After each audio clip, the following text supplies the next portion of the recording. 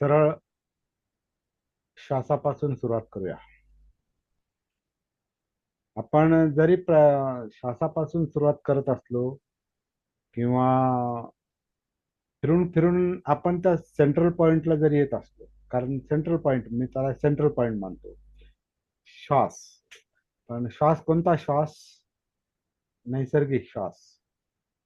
आणि ज्याला आपण काया आन काया अपान म्हणतो. हा स्टार्टिंग पॉइंट पण आहे आपल्या प्रॅक्टिसचा आणि हा सेंट्रल पॉइंट पण आहे. इथून सुरुवात पण होते आणि याच्या भोवतीच आपली सगळी प्रॅक्टिस शेवटपर्यंत चालते. हे आपल्याला लक्षात घ्यायचं आहे. आणि त्याचा संदर्भ आपण आनापानसती सुत्तामध्ये पाहतो. ती प्रॅक्टिस शेवटपर्यंत कशी चालते